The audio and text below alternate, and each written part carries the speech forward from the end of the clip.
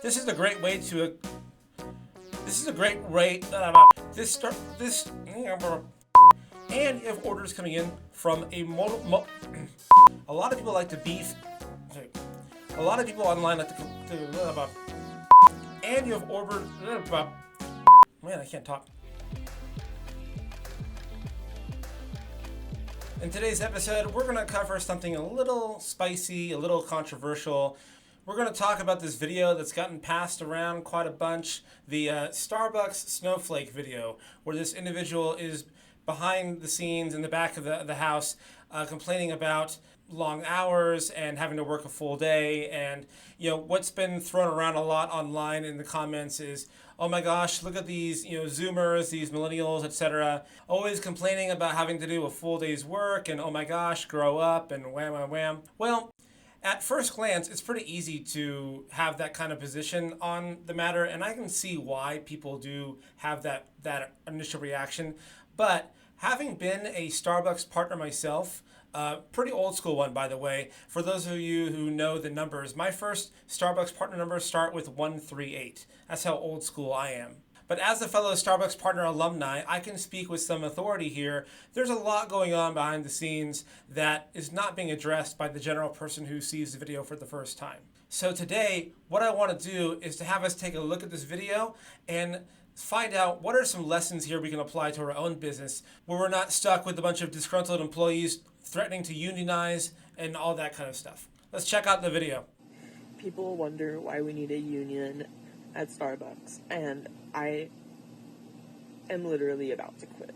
I don't know if I'm going to do it, but I really want to. I almost walked out today, and I'm crying in the back room right now, and I almost cried on the floor. It's just, I'm like a full-time student. I get scheduled for 25 hours a week, and then on weekends they schedule me the entire day, open to close. I'm on the schedule for 8.5 hours, both Saturday and Sunday. I'm 3.5 hours into my shift. There's so many customers, and we have 4 people on the floor all day. Only 5 people were put on the schedule, and somebody had to call out. And there are 4 people running the whole store, and there's so many customers, and there's possibly scheduled 5 people. We only have 13 people employed at this store, and there's so many customers. And we don't have fair scheduling. Managers don't care about us. Our manager was supposed to come in this weekend, and he took himself off the schedule, so he wouldn't be able to be held accountable for calling out. He just literally tore down the schedule that he was scheduled on and put up a new schedule where he wasn't on the schedule. Also, he couldn't have even seen that he was scheduled in the first place because he didn't want to be held accountable for not wanting to come in. They don't want to help us. We need a union because this can't happen. This can't happen. We need fair scheduling. We need managers to hold themselves accountable for helping their workers. They refuse to turn mobile orders off. We need the liberty to be able to do that because there's so many mobile orders and I need to get through all of them. And then people are yelling at me because I don't have their orders ready and they don't know what to do. So, yeah, there's a lot to unpack there. If we were to summarize this Starbucks employees' beef, we can put it into 4 different categories. Number 1, working long days. Number 2, not having enough staff. Number 3, some poor management issues. But before we get into those obvious issues, there's another issue right at the bat that we should address that isn't even being considered in any of the conversations you see online. The goal here is for us to look at this situation and go, how can we apply this to our own company? So lesson number 1, when we're dealing with tensions between us and our employees, we need to first think about this. Your employees have more going on than just your company. So yes, we may have all kinds of systems in place or cultural standards to create a creative and productive tone for our workers, but no matter what we do, they're walking into work with their own issues that have nothing to do with us. Some of your employees have kids, some of them have spouses, some of them have difficult roommates, some of them are dealing with illnesses, some of them have sick parents they have to care for. And in this case, we have a worker who, aside from this job, which seems to be a full-time job for that worker, this Starbucks employee is also a full-time student. And I'm sure you can imagine when you're in your 3rd or 4th year at university, that is a full-time job and a half already. And then you have this difficult situation at work on top of that. No wonder this Starbucks employee is really stressed out. So is this Starbucks employee stressed out because work is hard or because life is hard in general? So when we take in the whole of the situation, this person's freaking out on camera is not as crazy as it sounds at first. If you are a hiring manager, small business owner, or just wanting to do leadership a little better in your organization, let's get connected. Subscribe and follow us, and check out the other resources we have for you right here in the notes. And now, back to the episode. Let's move on to the other two issues at play here. Long hours on the floor and not enough staff. A lot of people online like to complain that this worker is griping over having long hours on the floor, 9 or 10 hours on the floor, which is a pretty normal working day for a lot of people. That's not the issue at play in this video. The issue at play in this video is that the work being done is not being done with enough hands on the floor to account for the demand. So lesson number 2 is a big one. We need to really take this into account, or we're going to have a similar situation on our hands. When you're dealing with complaints and tension from your employees, first consider what are the flaws in our current system that can account for this tension before we react and assume that it's a character issue on behalf of the worker.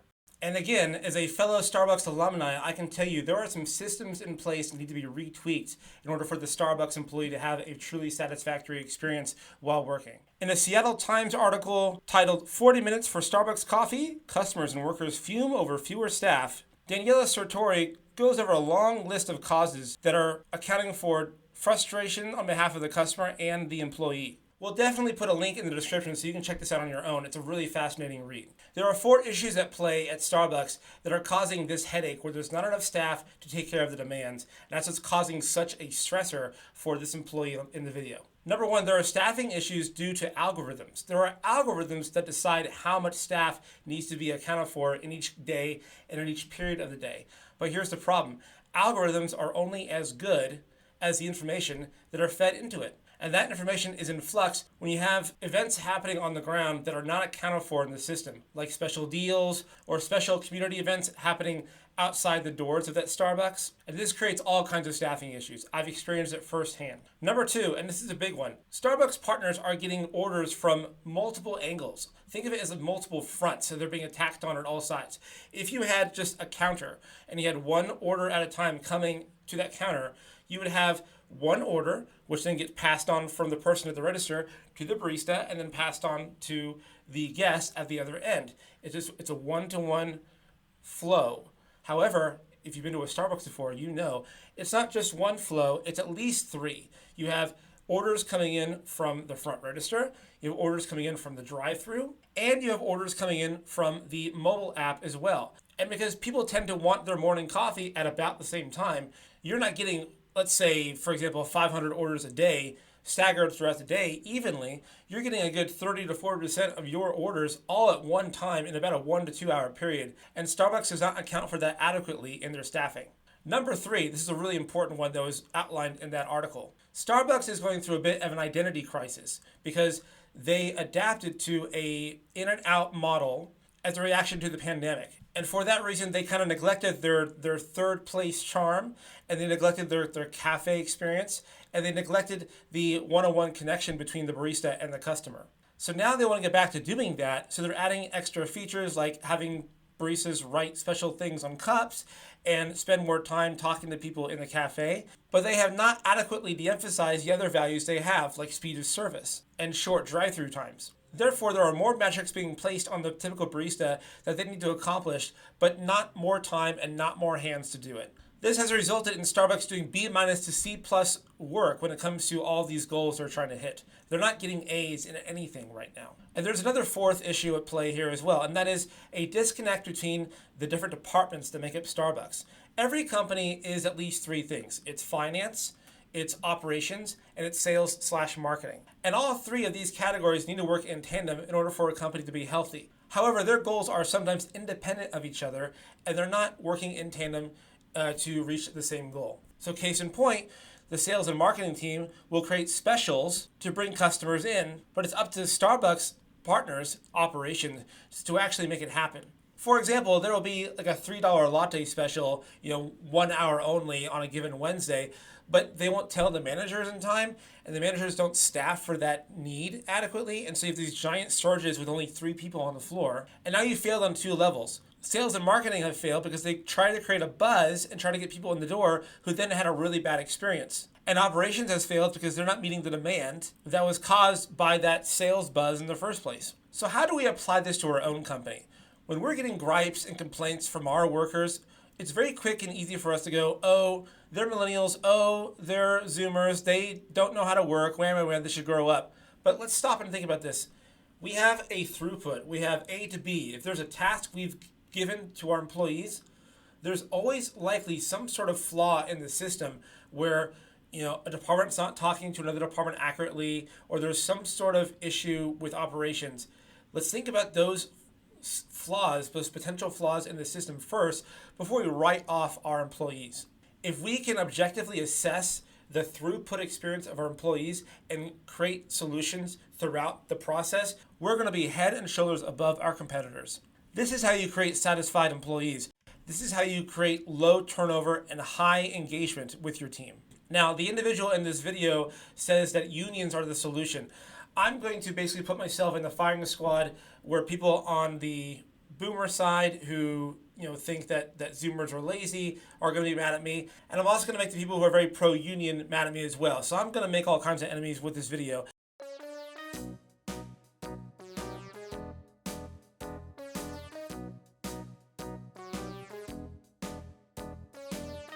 When I say unions are not the solution in this case, what unions do is they add an extra layer between the workers and their management, and this creates an us versus them mentality throughout the culture.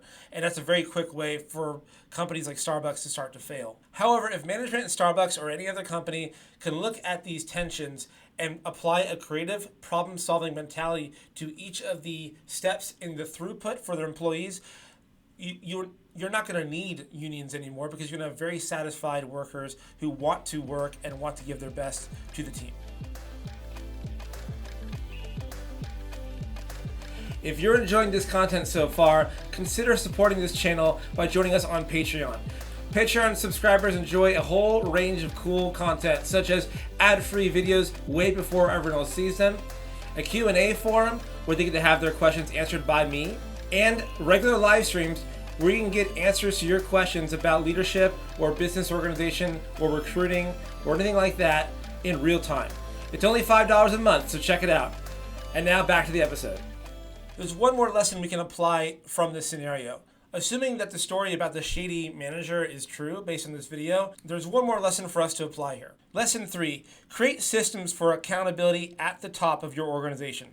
So for those of us who have management underneath us, who are the link between us and the people on the ground doing the work, there's always the risk of us having a disconnect between what we think is going on and what's actually going on down at the bottom. And the more disconnected we are from what's going on down at the bottom, the more likely there may be management who are taking advantage of the situation. So the solution to this is to create systems that embed accountability into our work culture. An example of a good solution would be to have quarterly reviews with your managers where they're measured objectively across a series of metrics to know for sure if the work is getting done the way it needs to be done and the culture is being enforced the way it needs to be enforced. Another great solution would be to have quarterly reviews where employees are giving anonymous reviews on their managers. This is a great way to reinforce accountability and trust with your employees. And when they feel like they're being heard, they're going to be that much more likely to stick with you and stay loyal to your team. So what do you think? Was this ultimately just a Starbucks snowflake complaining about a hard day's work? Or was there actually something going on here that we can learn from and apply to our own companies? I look forward to your feedback in the comments. If you want to become more familiar with the Vivonomics philosophy of management, check out the primer in the link below and learn more. And we'll see you again in the next episode.